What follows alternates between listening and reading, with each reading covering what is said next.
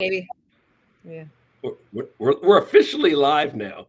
Hello, everybody. So, if you've heard us chatting in the background, sorry. And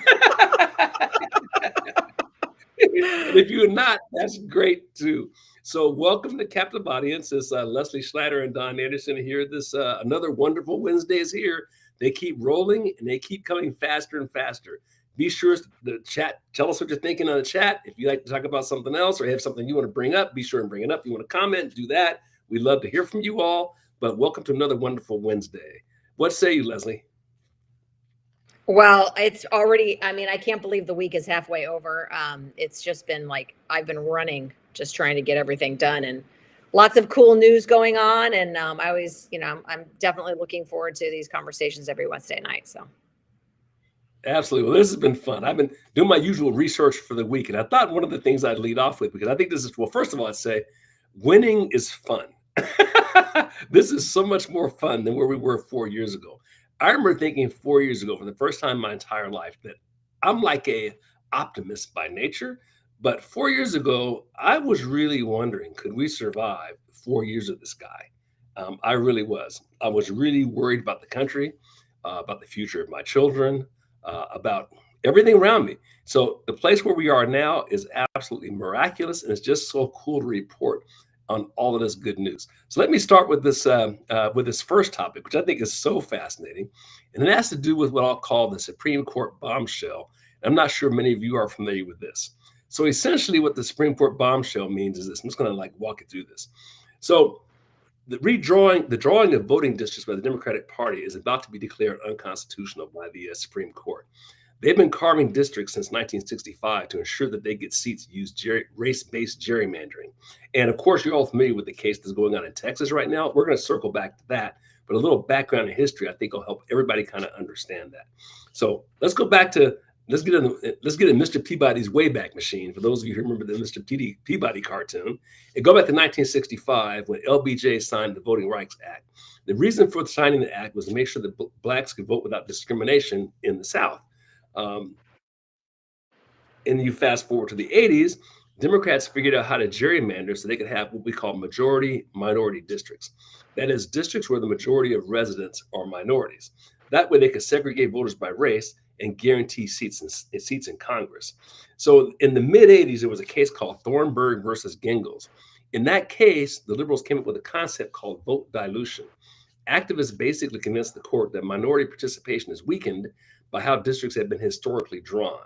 So they convinced the courts that unless they were able to have majority minority districts, minorities could not be represented. Basically, the assumption being whites wouldn't vote for blacks, right? Which, of course, that's a crock, but that's what they wanted to run with. So there's the background. So you take a look at these weirdly gerrymandered districts that you see that Democrats have done all over the country. This is essentially the rationale that they use to do it. That whites would not vote for blacks, and so we got to gerrymander these districts so that blacks can have representatives in Congress, and really so Democrats can have these seats that they would always control. So let's fast forward to now. There was a case last year called Louisiana versus Calais. In that case, conservative voters got together and took this case to court because they claimed it was racial segregation to draw these districts this way. They said it violated the 14th and 15th Amendments to the Constitution because it was based on race. The Supreme Court took a look at that and they expanded the scope of the case. Essentially, they said this is way more than just about Louisiana. They started asking if Louisiana's redistricting they're not asking if Louisiana's redistricting is legal. They're asking if any redistricting to create majority minority districts is a violation of the Constitution. And of course, that's how Democrats rig elections. And based on the noise coming from the Supreme Court and the kinds of questions they're asking, it looks like they're going to shoot this down. And it looks like they're going to shoot it down by a vote to 6-3. So let's talk a minute about the implications of this. If they do that, by the year in 2026 at the midterms, the Democrats are going to lose 25 House seats. That means the Republicans will go into every congressional election with a baseline of 236 electoral votes. Now, you only need 270 to win a presidential election. This is absolutely huge. Um, and this doesn't even count what's going to happen when reapportionment happens. Because remember, reapportionment occurs every 10 years. So in 2030, they're going to relook at this based on the census and redistribute where those electoral votes go or where those Congress people go.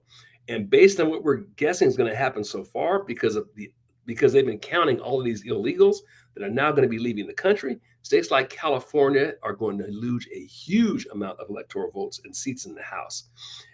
In fact, we're anticipating that there'll be about 12 seats that'll switch just from that alone. So you start adding this up, we're looking like a 37 vote switch in the House just from this stuff. We're talking huge, earth shattering, nation saving type stuff. The kinds of things that put Democrats out of power for the next 40 years. This is really cool. So buckle up, Spanky, and let's see what the Supreme Court comes up with this, because it's looking pretty much like it's going to be an end to all this gerrymandering. So Leslie, I know you had some thoughts around the whole Texas thing too, because the whole thing is related. It's just fantastic. Well, yeah, I mean, so we have a real outspoken, newly elected senator in California, Carl DeMaio, who has been all over this redistricting that Newsom is trying to push, and trying to just trying to expose how corrupt it is. But in Texas, I mean, the GOP is trying to redistrict and kind of level the playing field, and all the Democrats just walked out and jumped on a plane chartered by some billionaire, and they're flying across the country, and they're making TikTok videos talking about what they're doing. I mean, they have no shame, right? And so Abbott has basically sent law enforcement to round these folks up and just said, you're in a dereliction of duty. Like, you can't just walk away from your job. The taxpayers are paying you to get stuff done. So he's trying to round them up. And he's also said that if you are found fundraising while you're gone, in order to pay for your fines, you're busted. We're going to make sure that you're definitely charged for those crimes as well, and all that money needs to be returned. So anyway, I mean, it's and I remember several years ago the Democrats did this. I don't know if it was in Illinois. It was somewhere, I can't remember. It all just sort of blurs together. But I think it might have been during Obama's time, and yeah, the lawmakers just walked out. I mean, it's just absurd. I mean, my boss asks me to do things all the time, and if I don't like it, do I just walk out and say, I don't want to do my job today. I'll come back tomorrow, or maybe whenever I want to, and like post a video of me at the beach. I just don't get that. Well, the thing about when you're unprincipled, which is what the Democratic Party is, they have no principles. The principles are great, and they'll use them when it works to their favor. When it doesn't work to their favor, then suddenly they're screaming and crying about how unfair it is. They've been using this, like you just mentioned earlier, up to wazoo. They gerrymander like mad. And if you've ever seen some of these leftist states like Illinois, it's like a Rorschach test or something. They got the weirdest lines imaginable, so they can gerrymander those states. That's the first thing. The second thing is, ever since time immemorial, since the founding of the Constitution, it's understood that whichever party wins gets to redraw the districts. That's just how it rolls. So, hey, if you don't like it, you should have won. That's how this thing rolls. Yeah. Well, I mean, I don't know. I just think redistricting is crummy anyway. I mean, no matter who's doing it, I think you just need to, I don't know. I just think you need to kind of work it out. If people are moving out of your district or moving into your district, then the representation should be based on that, not based on, I mean, yeah, and especially if it happens like in the middle of someone's term. I mean, that happens in San Diego all the time. Whereas, you'll have a supervisor who will be elected. Jim Desmond is an example. He's used to be my supervisor, and then halfway through his term, the district was redrawn. And so now I have it was like, wait a minute, I put all my efforts towards that guy. He knows me, he knows what I want, and he's supposed to be representing me. And now he's not my guy anymore, so it's just, I don't know. I feel like it's dishonest no matter who's doing it. Yeah, no, it's a messy business, but it's, the rules are the rules. It's kind of the same thing goes along with, for example, the Electoral College. Democrats will complain till the cows come home when they lose an election. And they'll say for example, this didn't happen the last time. Trump won both the electoral and the popular vote, but there's been a number of times when the Republicans have won the electoral vote, didn't win the popular vote, and the Democrats went, well, they're not really president. Well, the thing is, yes, you are, because the rules dictate, where you spend your energy and your campaigning. And that was done by Right. design, by the founders of the Constitution. So if it was just popular vote, then of course you'd manage your campaign in an entirely different fashion. Pretty much you spend your time in like 3 or 4 big cities and you'd ignore the rest Yeah. of the country. That's Right. what you would do. But the Right. founders knew that would happen, and so that's why it's designed that way. So the same thing goes with this, this whole process here. It's messy and it's ugly, but the individual states are responsible for the rules around how they do the gerrymandering thing, and it's up to them to change the rules. But you can't change the rules midstream, right? You can't change Well, them when yeah. you lose, and then want the rules back when you win, Right. and that's what Right. Democrats Well, do all the time. yeah. I mean, I'm just hoping that once they start cleaning up the voter rolls, that it's going to start cleaning up a lot of things. Mhm. I mean, it's going to start redesigning, districts just because we're not going to, we're going to discover there's a bunch of dead people on the rolls or that duplicate names. Or, I mean, my best friend moved to a town outside of Philadelphia in Pennsylvania several years Mhm. back. She was still getting ballots Yeah. from San Diego for a Mhm. couple election cycles, and it was like, what? Yeah. So Well, a lot of these things, a number of things have occurred, but one of them was the mail-in ballot. I mean, how funky is that? How it's so easy to cheat that it's not even funny.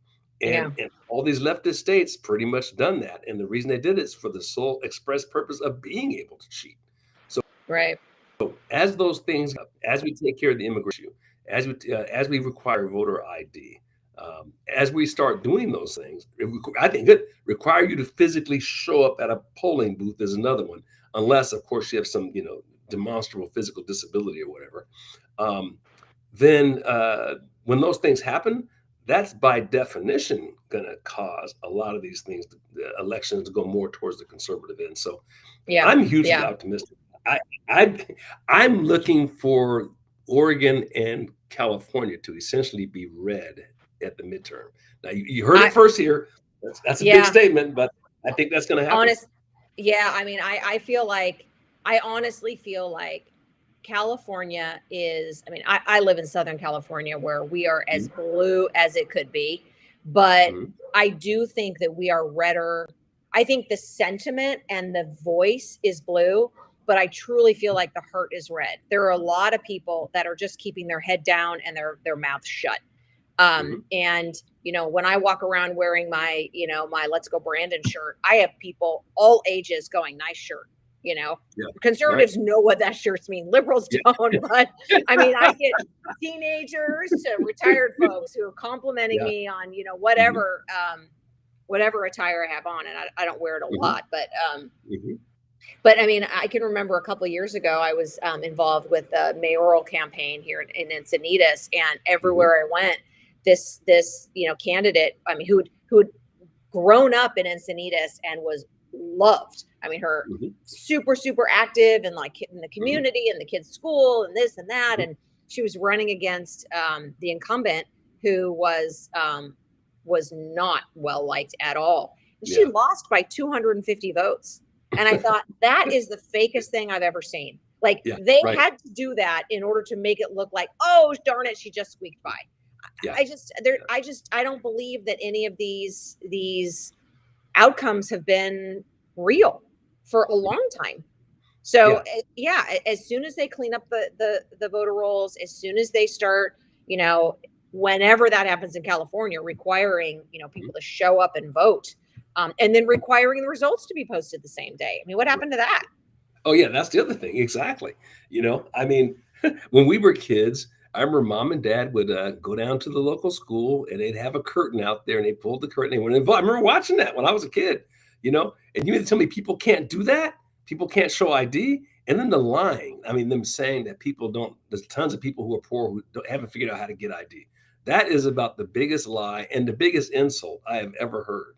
Um, Well, that's what's crazy is that they'll come up with these objections, and it's like they can't even say that in a crowd because everybody would call bullshit. I mean, like, yeah. who doesn't have an ID? I mean, if you want anything, if you want to get on a plane, if you want to buy a beer, if you want Mhm, everybody, you need an ID for absolutely everything. You want to, I mean, I was going to say cash a check. Nobody cashes checks mhm, anymore, but I mean, yeah, you need ID for absolutely everything. And Yeah. so but it kind of comes back to one, they're comfortable totally lying. Mhm. Two, they're so out of touch with you and I, the regular people out there, that they could just say things and they're talking to an echo chamber. Everybody goes, "Oh yeah, that's probably right. I guess it is hard to get an ID."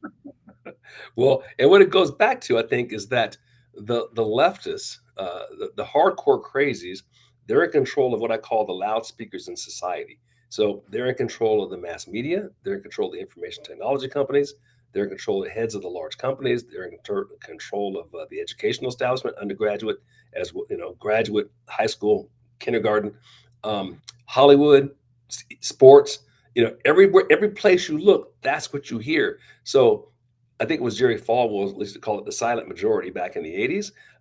You feel shouted down, and a lot of people just don't have the stones, for lack of a better word, to walk around with a shirt that says "Let's go Brandon," for example, right? When in fact, that's where the majority of the population is, and the majority is also a pretty polite, kind, Christian or Christian behaving type crowd. So they're not going to get in the face and do the crazy Marxist thing that these other people do. But Yeah. you backed them up to the wall enough, and I think people have had enough. That's starting to change. Yeah. Yeah. Yeah. Well, you talk about things starting to change. Did you see all that controversy over that American Eagle ad that went down? And I loved Yeah, it how people were just not having it. They just were not having it. And that, yeah, that crazy, was that crazy meme response that, uh-huh, American Eagle didn't actually post, but it was this, uh-huh, crazy, about how like the staff, the marketing team was forced to go to like denim sensitivity yeah. training and, all these things just to address, how thoughtless they had been with the ad. And I mean, and so Well, people pushed back. yeah, American Eagle ran like a deep discount. mhm, People yeah, flooded the stores. yeah, Revenues are up. That's the way we need to respond. Just call them yeah, out and be like, okay, whatever. yeah, yeah. It's like, how can they misread the culture so badly? And how Because can the word Nazi doesn't even mean anything anymore. So trying to say that the commercial is Nazi and she's Nazi like because what was she looks something that the tagline says she looks good in her jeans or whatever it yeah, was. she's got good genes. She's She got got good jeans. genes. That's what And it's she's right. blonde hair with blue eyes. And so Right. that must mean that she's, a racist. It's like, well, she could have been any color with that same tagline. Would she still be racist? She had brown eyes and red hair or whatever. I mean, it's Yeah. just silly. So people have gotten tired of it. It doesn't mean anything. It's like you've cried wolf so many times that it doesn't have any credibility anymore. And so it's great to see that the culture, is picking up on this all by itself, the silliness of it. Whereas Yeah. 4 or 5 years ago, people were taking this stuff seriously and second guessing themselves, and maybe I did miss something. Now it's like, oh, that's your crazy Aunt Joan in the closet again, losing her mind. That's that. I think that's kind of what's happening. Yeah. People just ignored it, and I can't believe that the party keeps pushing that stuff. It's like the radical left of the Democrat Party runs the whole thing, and the moderates have, if they have any moderates left, they have no voice. Yeah. Yeah. Yeah. Well, so if they can't go for the adults, Don, then they're going to keep going for the kids. And that's what they've been doing in the schools and with this, transgender agenda. And that kind of leads me to the next topic, which is Mhm, in California, we have something called AB 495 that's coming mhm, up to Sacramento legislators. And um, the the author of the bill is is um, her name is, let's see, what is her name? Her name is Assemblywoman Rodriguez. uh-huh, And she is saying that AB 495 ensures children are not left vulnerable if a parent is detained unexpectedly by federal immigration officials. But in actuality, what it does is it has created a form that you can just download on the internet, and absolutely anybody can download this form and fill out their name and fill out the name of a child, and then take that form with them to a school and say, I have custody of this child. They can take this form to a healthcare facility and they can demand or request medical procedures for this minor. And not only do they not even have to show ID that they are who they are or that they have any kind of relationship to this child, but the parent doesn't need to be notified. I mean, this is so far off our planet that Yeah. you can't, like, this is the sort of thing that people would go, what, you know, like, you know, next thing you know, they'll be, you know, doing this is Yeah. horrific. So Pastor Jack Hibbs, who's a well-known pastor here in California, is alerting parents that if this thing passes, he says, parents, you need to take your kids and leave California. And he's fighting this with everything that he can and trying to mobilize as much as he can. There's a local politician. Well, she's not a politician, but she's a politically active person, Amy Reichart, here in San Diego, who's also going to Sacramento, trying to mobilize all of her, you know, her supporters and viewers. I mean, this bill is horrific. I can't even believe that anybody thinks that this is a good idea, but that's what we're doing. That is what we're doing. You always say to yourself, you got to follow the money trail, right? So who's funding that? Who's financing that? Who wants that? Because somebody wants that. And hey, look, I used to think in my mind these people were stupid. No, they're not stupid. I mean, I call it, there's two tiers here. There's the tier, the strategic class. They're evil, but they're not stupid. Then you have the dummies on the ground who just respond to emotion. Anything that's Republican, they hate no matter what it is, right? So then you have that crowd. But this is clearly strategic. Who would want that? Who in their right mind would vote for something like that? Yeah, I'm actually looking it up right now. But you know who would is all these, you know, crazy people who are, you know, involved with transgender medical procedures, who are, you know, what they would call immigrant advocacy groups, but are in actuality, you know, socialist organizations who, you know, have actually no interest in safeguarding immigrant rights. Or But yeah, children, for that matter. yeah, of course. Well, that's the thing. Children are just kind of, well, I won't say that children are the afterthought. I think children are the target. I think that, you know, I mean, human trafficking has been off the charts for many years. I mean, I was involved with an organization called Not for Sale many years ago, and I think it was 20 years ago that they first came to church, and they were talking about human trafficking. The numbers of individuals being trafficked is higher now than it has ever been at any time in history. And we have only seen an increase in that with these open borders, and with, you know, when Biden rolled back or eliminated that proof that was required. I think they had to do fingerprinting to prove that you, as the adult escorting the minor, were actually related or were a legitimate guardian for that minor, and they eliminated that. And so even, what was it, like Veritas came out and was, you know, interviewing a whistleblower in was it Health and Human Services, who had identified, you know, or was just saying straight up that hundreds of children, thousands of children, you know, have gone missing. People have been filing reports, and the government just looks away. They don't care. Right. So I mean, that's the product. That is children and human trafficking have an incredible profit margin, more than any other product out there. And so that's the target. Right. Yeah. Well, and this is the thing. And I wasn't aware of any of this, you know, I must be old and naive. That's why it's good to have kids in their 20s. And my kids were telling me about the names of some of these porn sites, right? And I had never even heard of them, right? And I did a little research. This was a while back. And I think there's 7 sectors of the economy. If you look at like economic, you know, reports, that's like 7 different sectors of the economy. You know, so think about tech, you think about energy, you know, right? These are like the sectors of the economy. If porn was one of the sectors of the economy, there's like 7 of them, it would be like 4th or something. It's huge. And I had no idea. And so you have a lot of moneyed interest behind this stuff. And they're not going to be public with it. But think about the amount of money. If you're like the 4th or 5th biggest sector of the economy, that is incredible. And I can't remember the name of the one now, but basically all you need is a camera and a computer, and you can make videos. We don't have to go graphic here because we are a family network, right? But mostly women, but men too. are selling themselves and making six-figure incomes doing this. Yeah, are you talking about OnlyFans maybe? OnlyFans. Yeah, that would Yeah, be I that'd mean, be the biggest one. That's and these insane. yeah, I mean, and these, I mean, it's just sort of glamorized. Like, oh yeah, this is just what we do. This is like this is my side hustle. I don't want to wait tables. I'm just going to do this. Yeah.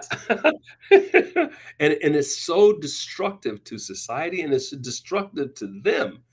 Um, it just takes time for that destructiveness of that to work its way out, and it's dehumanizing.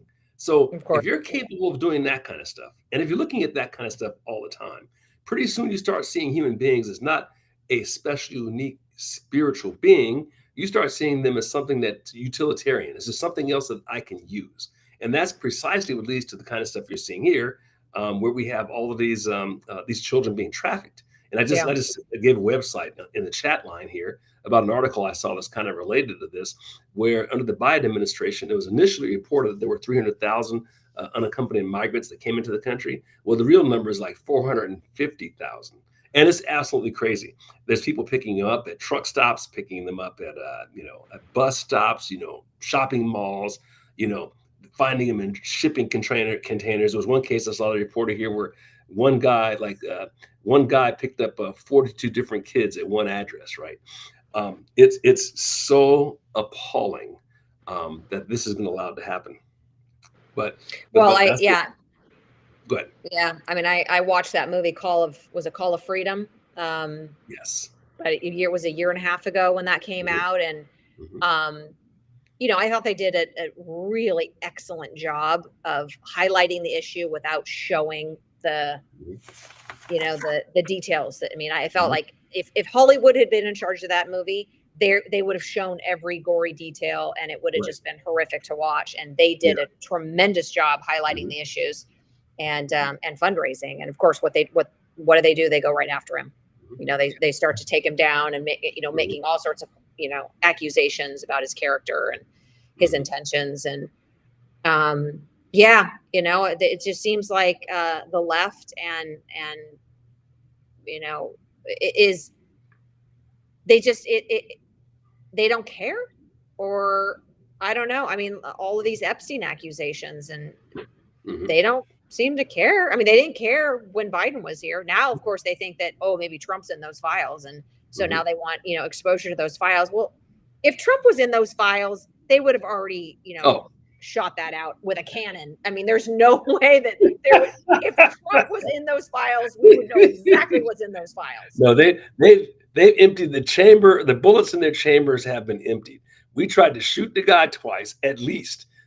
We went through his home in Mar-a-Lago. Went through his wife's underwear drawer.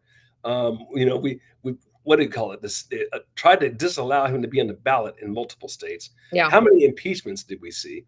yeah, The lawfare thing was unlike anything we've ever seen in history.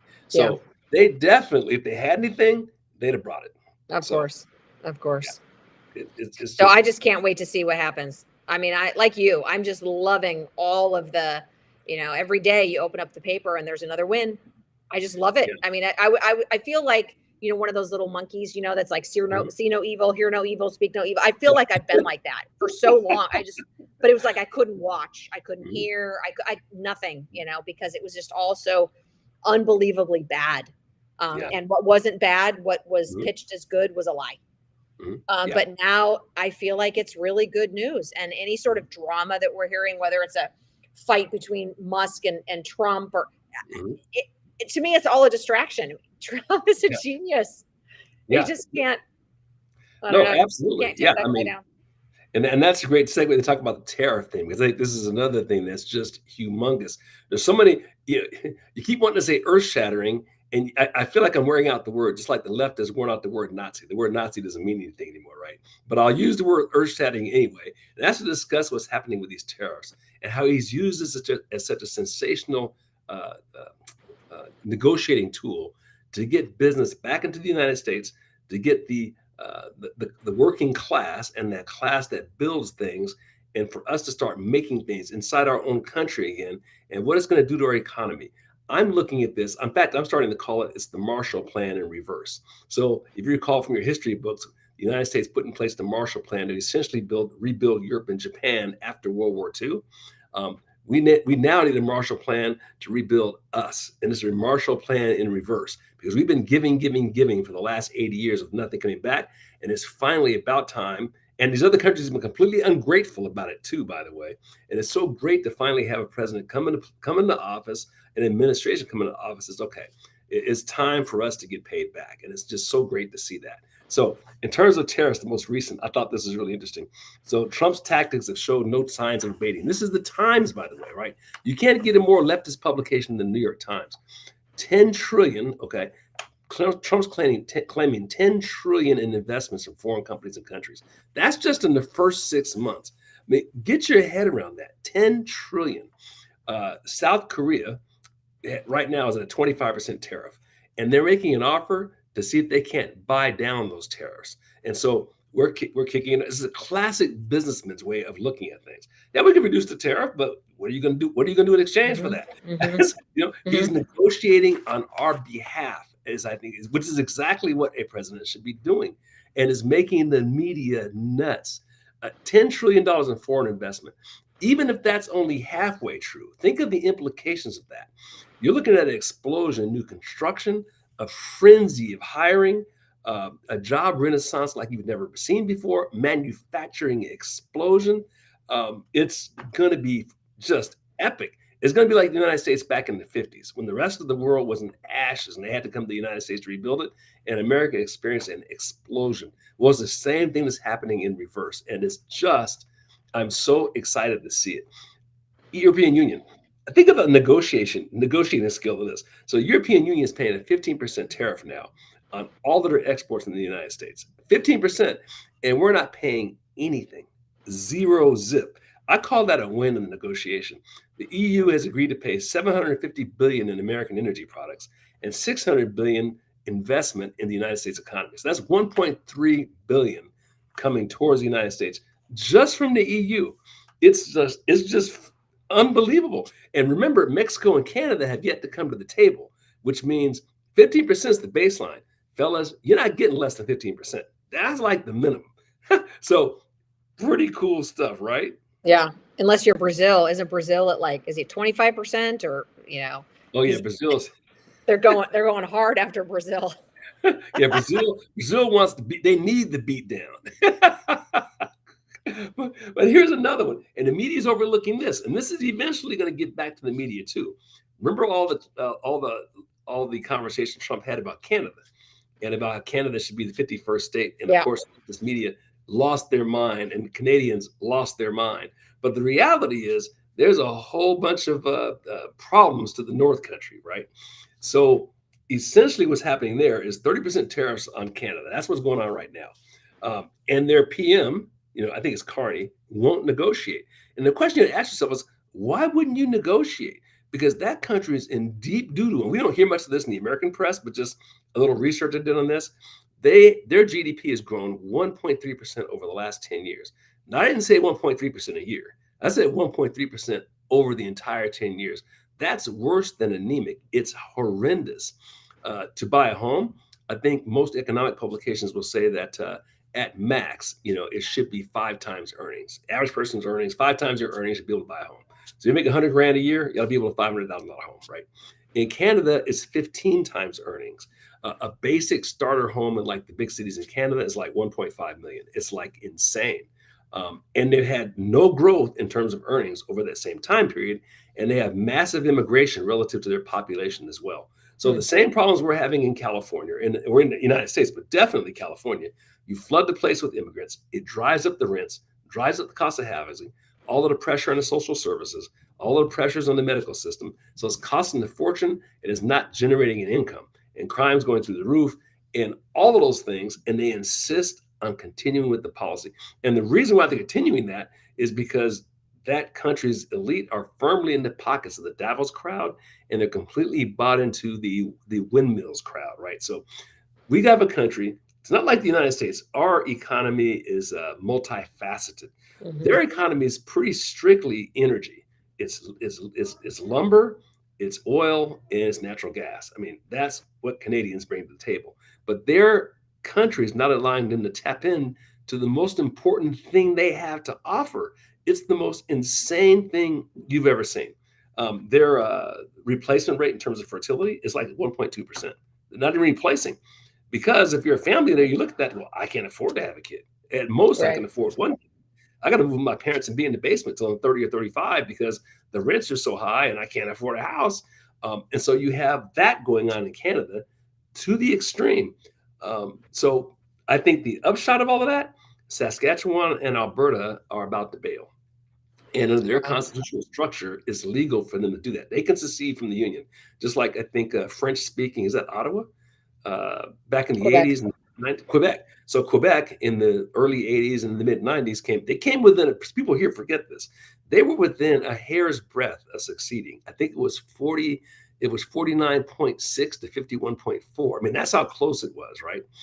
Um, right now, I think they're going to lose because those are the states that produce all the energy, or the provinces, and they're getting ripped off because they pay all the bills to the east, and the east is preventing them with regulations and whatnot from being able to like even develop the natural resources that they have.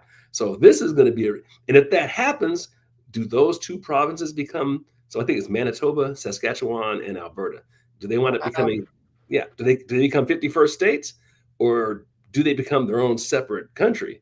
Either way, we benefit So greatly. their constitution actually allows them to secede from their mother country and what Yes. become their own countries, or do they need to affiliate with another country? I mean, what is there kind of like a first then, or can they just sit out there and be the country of Manitoba They or the can, country? yeah, they can secede, and whatever you do after you secede is up to them. So they can be Wow. their own country, or they can go be a territory of some other country, or become a uh, or join some other country. And it's not like this is unknown in the rest of the world. I think it was Czechoslovakia and Slovakia split, for example, Yeah, and that, Czech Republic. Yeah. Uh-huh. yep. And So that Slovakia. it's Yeah. not like this hasn't been done, and it hasn't been done peacefully. Yeah. Um, but it's Huh. written in their constitution to do it. And Wow. Well, that's exciting. yeah, That's very exciting. I That could be think it's great. really exciting. Now, here's the thing: we don't want all of Canada because it's a super liberal country. British Columbia to the west and those countries in the east are really liberal. Keep them, but Saskatchewan and Alberta, where the natural resources are anyway, hey, that's two conservative senators and however many congressmen go with it. But I guess it kind of goes back to something that we were talking about earlier when you say it's a really, I was talking about California that used to be red, deeply red, and now is, technically, as far as our elected officials, it's very, very blue. But there are deep red parts of California, and I just wonder if these areas, countries, states, communities that people assume are very blue, Mhm. maybe people, well, again, I think it goes back to, are the voting machines real? Are the elections real? Do Yeah. they actually represent the true opinions of the constituents, or Mhm. has it been rigged for so long that now everybody just figures, well, I can't really do anything about it, I guess they're going to pass that tax anyway, or Mhm. they word something so, in such a confusing way that you think you're voting against it, but you're actually voting, a yes means Yeah. no, a no means yes, all that crazy Well, verbiage. But so, yeah, I mean, I'm not saying I know that Canada is redder than we think, but I mean, I yeah. just I Yeah. just wonder, from personal experience going to these other places that I know are considered blue. There's a lot of Mhm. red people there. You may be right. It may be redder than we think because of all the shenanigans that have been played. I mean, I lived in California, and was it Duke Mason was governor then, and then it was, I think, Wilson. I can't remember the other ones, right? But it was a relative. It was slowly creeping towards being bluer, but it was certainly, this is the state that produced Reagan, right? So it was at least a sane state back then. And somewhere in the early 2000s, it lost its sanity. And I think a Yeah, lot of that has to do with the rigging of elections and the wide open border. Um, and they were able to, and then the gerrymandering and the money, and the and money, the money. Silicon Yep, Valley money. Yeah, yep, yep. And a conservative party that was kind of asleep at the switch. I yeah, mean, they were in nuclear war at DEF CON 3 back in 2000, and and we were still in debate stage. I think that's pretty much what happened, and it happened. It happened everywhere, but especially happened in certain places, and California is one of them. Yeah, I feel like Republicans and conservatives, when things are good, we get complacent. Hmm. It's like your budget is working, your portfolio looks good, Hmm. your kids are happy, the schools are fine, your marriage is solid, and so you're like, I'm cool. Hmm. This is good, right? I'm just gonna Hmm. kind of like cruise a little bit, Hmm. and it's only and the other side, the left has been playing the long game, Hmm. and Yep. so they were just doing their little drip, drip, drip marketing of all this, these crazy ideas into the schools and, gerrymandering and passing crazy laws and just assembling their new society right around us. And we Well, didn't even see it. I think the thing is we have to realize that the leftists, I'm talking about the far leftists, this is politics is their religion. I heard a radio talk show host. I wish I can give the guy credit. He said it. I can't think of his name. It was a brilliant saying. He said basically Marxism is the religion of the malcontents, right? So you have these people who are essentially malcontents, and this is all they do, all they think about. They breathe, eat, drink the stuff, and we've got structures in place that allow these people to not get a real job, not work, and just focus on doing nothing but this.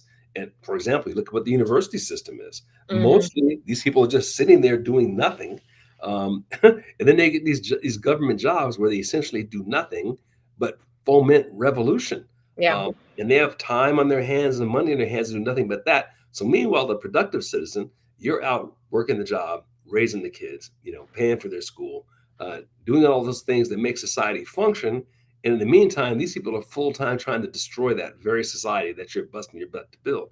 Yeah. Uh, Yeah. and it's so from that perspective, it's more difficult for conservatives because you don't live, drink, eat, and think about politics 24/7 like these radical nut jobs. But we're gonna have to start growing that kind of an awareness spine, get Yeah. back to basic physics, basically wrest control of the loudspeakers of society away from them. And Yeah. that's another one of the things we've allowed them to do. So public school, right? They're basically indoctrinating your kids, right? College, indoctrinating your kids. That's why I love the fact that Trump has done things like start fining these large universities who are like, bashing Jews, for example. I mean, that is awesome. Bring these people to heel, the media, start suing them. You say crazy stuff, you're going to get sued, right? You look at their ratings, they're just in the toilet. A number of them have resigned and lost their jobs. This is the way, this is not going to be won with the kid gloves because that's not Yeah. how Marxists play. Yeah. Yeah. Well, PBS gone. Oh, it's just awesome. TV Yeah. opinion gone. I Yeah. mean, I love it. Planned Parenthood massively defunded, and Yep. I don't know if you've read anything. I have something on here on that too. They are shifting away from the abortion thing. Now they're looking to make more money on the transgender surgery stuff, right? So they can increase their profit margin that way. I mean, they are so evil that it's hard to even imagine. I'm going to see if I can't pull that link up, but yeah, but that's what they're doing. Um, so they never were, at the end of the day, they never were about helping women. In fact, their No, website's of course already not. been modified. Yeah, their website's been modified to move away from discussing women at all. And they're moving towards, here you go. Let's see. They're moving towards gender medicine. 40% of the patients that are go through Planned Parenthood are between the age of 18 to 22 years old for the gender medicine thing. Let's see. 12,000 between the age of 12 and 17 are getting treated for gender dysphoria. You can't But make where are this they? stuff up. But where are they going to get the money for that? I mean, if we've cut the federal funding. I mean, it's. I can remember when I was in college, and Planned Mhm. Parenthood was my doctor. I mean, that's where I would Yeah, go for, yeah, and sure. I kind of didn't really know any different. And I remember Yeah, somebody years later saying something to me about, well, Planned Parenthood has to exist because, otherwise, no, abortion has to exist because birth control is so expensive. And I was like, are you kidding? I think I paid $5, like literally for like you walk in and they say how much, I mean, it, they, no, you can get birth control absolutely anywhere yeah, for nothing. right. It's just, but again, it's kind of these people who don't know anything, talking to Mhm. other people who don't know anything or have an agenda, Yeah. and nobody calls them Mhm. out. Yeah, Nobody and calls them out. that goes back to the whole media. Well, we have the educational system, which of course, by definition, it's a government system. They're not gonna shoot themselves down, right? Right. So, another reason why Right. I'm so anti-public school because it's government by definition. But, but the media, um, I think one of the coolest things is the ratings have dropped in the toilet from mass major media, and people are moving away from that even for a source of information. They've killed their credibility. Nobody Yeah. trusts them anymore, and people are going more towards things like this. Yeah. For example, and, Yeah. No, I mean, and I it's I do the better off. same thing. Yeah. Yeah. Yeah. Yeah. But you mentioned schools. I don't know if you saw that Columbia and a couple other schools are going to be opening up their applicant files. So the feds Ooh. have said now that, we're, requiring that you cut your DEI programming, we Mhm. now want you to prove that your race based acceptances, your race-based application system and approvals are actually legitimate. So they've been fighting, fighting, fighting, and they finally Mhm. relented today and said, you know what, you're right. If we're going to take federal funds, we're going to open up our applicant stats. So we're Mm. going to see race, scores, income. Like we're actually going to see all these factors that they're Mhm. saying, well, we had to bring in more Mhm. transgender, you know, redheads because we don't have enough of those. We had to bring in, three-fingered midgets because we didn't have enough of them, whatever it is. It's like,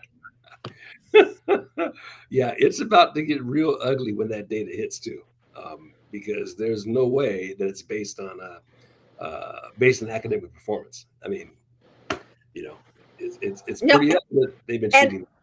I don't remember if I mentioned this to you or not, Don, but I was at a conference a couple weeks ago, and so I work for a private school, and I was at a conference for the um, International Boys School Coalition. So I work for a boys' Mhm. school, and Right, right. this a boys' boarding school, and so there was an annual conference about a month ago back in Boston, and the presidents of Harvard, MIT, a couple of these like big, the Ivies were Mhm. on this panel, and they were talking about how upset they were, and they just sort of said it, because they thought they were talking to a bunch of liberals, Mhm. that Trump's immigration policies were so wrong, and how Mhm. us cracking down on the visa process and entry is so wrong, and that frankly, if we close our if we close the opportunity for admissions to international students, that it was going to jeopardize the quality of education offered at their institutions. And one of the questions that somebody had in the audience was, how are you dealing with the loss of confidence Mhm. that Americans have in your institution? Mhm. And they kind of gave a bunch of, what sounded like good answers, but then they ended with that point. And I thought to myself, so basically, you're saying that educating Americans is not enough. In order for you to really be competitive, in order for your institution to have a top notch, diverse, and intellectually stimulating environment, you need to bring in foreigners. Like, and I wasn't going to stand up and, be that fly in the ointment at in the conversation, but I just thought, Yeah. you're admitting that you can't do it without foreign investment. I mean, these Right. international students pay double the rate, certainly full fare, right? And oftentimes double the tuition dollars. And so that's what it's about. Yeah. It's about taking the easy road. Yeah, and it's about money. It's Yeah. they basically want all these foreigners to come in because they pay top dollar, right? They pay the full tuition, and they could care less about Americans or American students. Right, and they don't have to prove their quality because these foreign students, all they want is that stamp. They Mhm. just want to be able to go to that big investment firm and say, I graduated from Harvard. Mhm. Nobody cares about the actual quality of the education. And I think Americans are waking up to it. Americans are, calling it out and saying, at the end of the day, if you can't do the job, Mhm. then whatever you have on your diploma really doesn't matter anymore. I Right. mean, Mhm. like we've talked about, I mean, confidence in a college education across the board has been sinking. And Oh, I can remember back, during COVID, I was talking to a girlfriend. Her son was starting at MIT. He couldn't mhm. even it was online classes. She was paying full fare at MIT, and her kid couldn't even go on campus. That blows my mind. Yeah, we do. We have some friends who had a similar situation. Kids go to the University of Chicago, for example, online, stuck in the dorm, and you're paying full fare. Does that make any sense? I think what's happening. A lot of people do this. We fall into that branding thing where we think that we have to do this because historically it's what's done, and there's all this value on name your private school, whether it be high school private or whether it be college private, and and you're paying for this prestige, but the prestige is not going to pay the bills. It might have done that 30 or 40 years ago when the education actually delivered something, Yeah. but it doesn't anymore. And even if it did, is it worth the 100 grand in debt that you have? I mean, that whole analysis has not been played out. I'll tell you another thing that's interesting, and I forgot to mention this too. There was an article not that long ago about Trump making it legal. Well, the Trump administration changed things such that they brought back federal testing to get federal jobs again. Yes, I love that. That is humongous, and I had forgotten about that. So, in historically, if you go back 30 or 40 years ago, you tested into those positions, and then there was a whole bunch of hoobaloo, and I can't remember the details of it, where they basically made it discriminatory to have like an exam that determines your capability to do the test. Yeah. Well, Yeah. what better way Mm. is there to determine if someone can do the job than to test him for the job? That beats the college degree every day, every which way to Sunday. It beats the Right. credential. Right. How about a measurement? Let's say, for example, you're going to be an air traffic controller. We're going to test to see if you have the skill sets in order to do that. If you're going to be a crane operator, there's like things you go through in order to determine that you can do that. That's like a legit credential. That's the real deal. That's now you're paying for something that results in learning a skill that you actually have, as opposed to going to college where you get out and you really don't know anything. Um, Well, and if you have to lower the standards, you don't, if that's where you feel that you need to go, instead of doing that, why don't you go back to the educational institutions that those people came out of? I mean, that should have been the takeaway.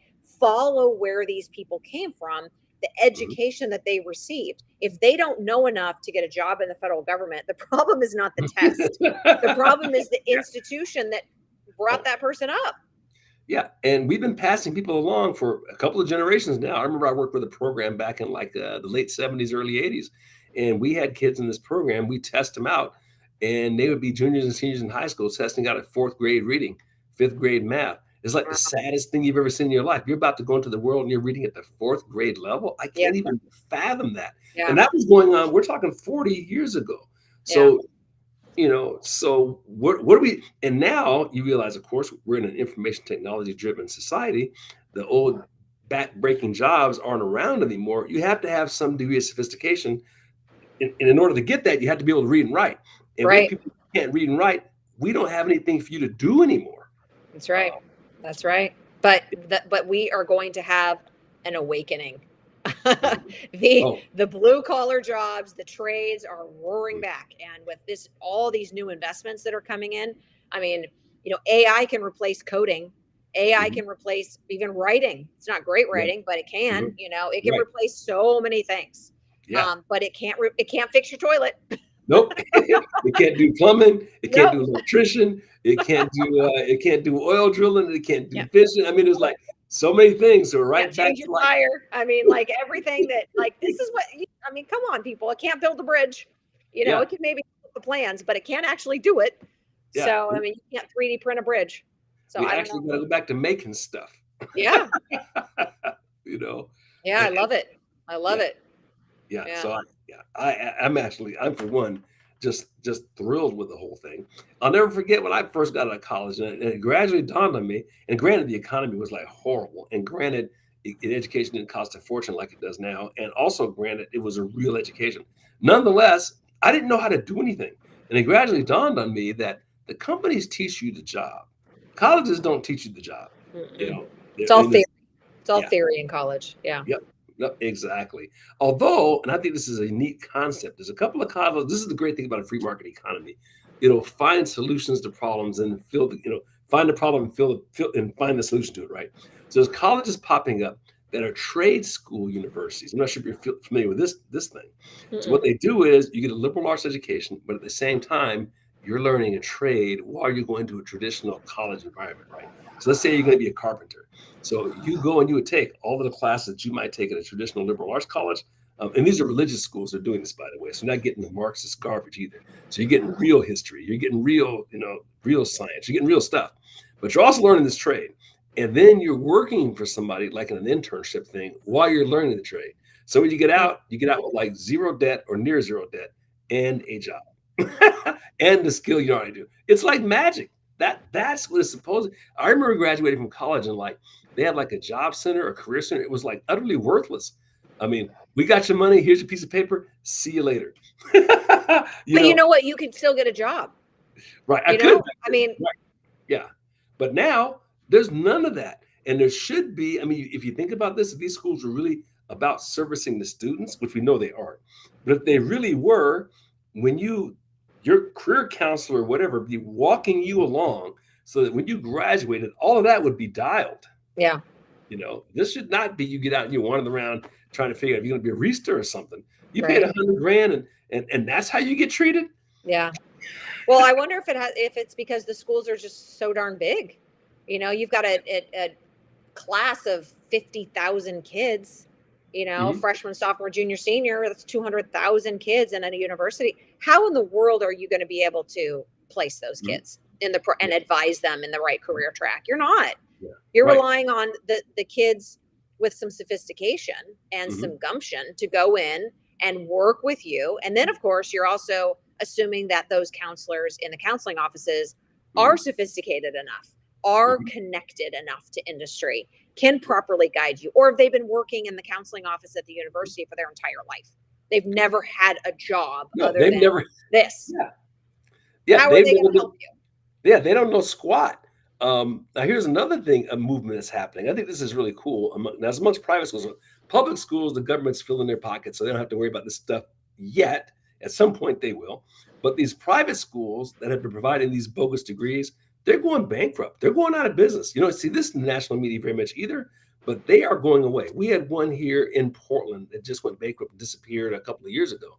Hmm. But on the other hand, I'm thinking there's a college out. I can't think of the name of which one this was, but there's a couple of them around here. They're private colleges. A couple of them started out as teachers' colleges, and Pacific University is one of them. And they specialize in optometry, um, dental, and like one or two other things, a dental hygiene, one other thing. So again, these are legitimate trades. When you get out, you got a job, you know how to do it, and it's worth it, and you're getting paid right away, right? And so I was listening to a lecture, a podcast from the president of one of those universities. He had taken over one of them, and the guy immediately went in and he fired and got rid of all the departments that he deemed were worthless. So we're talking about gender studies, anything that ended in studies, he just got rid of. We're And not they studying, we're doing, okay? yeah, We're yeah, we're doing. not saying they would do it. So all kinds of hell raising and gnashing of teeth. I'll have to shoot. Next time we come to this podcast, I'll find which one that was because Yeah. it's very interesting. He had come from back east, and this was the model. And he looked at us and said, "What we're doing is not going to work." And his school is losing money hand over fist because a lot of these schools don't have the gigantic endowments of the ones we hear about, right? Like the Cornells of the world, that sort of thing. But these smaller ones, they're either going to change or they're going to go away because Yeah. students are finally realizing I can't be 100 grand in debt and have no job. Number one. Number two, the population of kids in that age group is going down, which is another thing, right? Hmm. Not only is it going down, there's too many schools. So like supply and demand, somebody got to go away. And so that's happening, and it's not being reported in the national press, but that's happening as well. So there's a lot Wow. of good trends. The market is forcing the right thing to happen. So interesting stuff. Very interesting. I'd like to know the name of the schools that you mentioned are offering that trade and also Mhm. the bachelor's degree combination. Yeah, I'll come up with a list and show and tell you what those were. And these are like in the Portland area. There's 3 or 4 of them like that that are doing that sort of thing, and they're doing really well. Hmm. Pacific, I know of was one of the Pacific University. There's Pacific University near Sacramento, not that one. There's Hmm. another Pacific University in Forest Grove, Oregon, which is about 45 minutes outside Portland. Beautiful campus. I've been to the campus maybe like 6,000 students tops. Wow. And they specialize in like 3 or 4 things, and that's it. And those 3 or 4 things, when you get out, you know how to do something, you're hired, right? Well, one of the things that really struck me a couple years ago, I went to a college fair Mhm. and I walked around rows and rows and rows of tables of colleges Mhm. that I had never heard of ever. Yeah. And, I just kind of believed this story that, oh my gosh, Mhm. it's so hard to get into college. Mhm. No, everybody's getting denied or waitlisted or this or that because nobody can get. The truth is, everybody's applying to the same colleges. There's Yes. plenty of other schools out there that are giving money away. Yeah. And it's a small, you know, private university on the banks of some amazing lake, Mhm. and Yeah. up in the mountains or on the Mhm. shore or on a lake or this or that. And they have strong programs, but they have, like you said, you know, 6,000 students. And Mhm. so they don't have the cachet, they don't have the marketing budget of Mhm. UCLA, of the big ones. But Yeah. they offer a stellar education. You will get in if you're, Mhm. if you're a smart person, right? And it's probably way more affordable than any of these other Oh, yeah. institutions. And And and the it's network, important. think of the alumni network. I mean, Yeah. that is like this, Mhm. right? You've got a smaller network, but they are tight and they Mhm. will advocate for you. Yeah. Oh, absolutely. And I think the cachet of the UCLA's, the Stanfords, the Cornells, the Columbias, all of that. Um, People always go off of like a memory bank from 20 or 30 years ago. That ain't true anymore. They don't have the prestige they used to have because they're garbage. But people in our age group are still remembering 30 or 40 years ago what it used to mean. Yeah. It doesn't mean that anymore. Yeah. Another, the Merchant Marine Academies are another fantastic option. Very few people know about those. I researched those with a couple of my own kids. I have a friend who went to the Merchant Marine Academy in the Bay Area, and it was like fantastic. And you get out, and the cool thing about the Merchant Marine Academy, at least that one, there's like 4 or 5 degree programs you can get in, and Mm. they tell you specifically, and they document it and track it. Like 95% of their students are employed within 6 months of graduating, and Wow. here's what they make. So that they place you. That's what you want. But people don't know this because they're chasing a name brand. Right. Um, Yep. Yep. Yeah. I so just need to, yeah. Well, Dawn, look what time it is. I, it happened again. Well, everybody, I hope you all had as much fun as obviously Leslie and I did since we went into overtime one more time. And it looks like someone just posted there's a special tomorrow night. I think Kevin's going to be hosting that nationally renowned uh, speaker on homelessness and addiction advocate. That looks Oh, like it might. wow. Yeah. So if you all are got a little time, 6 o'clock tomorrow night, hop on and check that out. But thank you all for joining us tonight. This winning is so much fun. Any closing comments, Leslie? No, I actually just posted that just this morning. I was, Trump always wins. We're gonna, never not tired of winning Yeah. yet. Yeah, I'm feeling optimistic for Never the get first time in a never. long time. Yeah. Yeah. Awesome stuff. Well, let freedom ring, everybody. Enjoyed the night, and you all take care.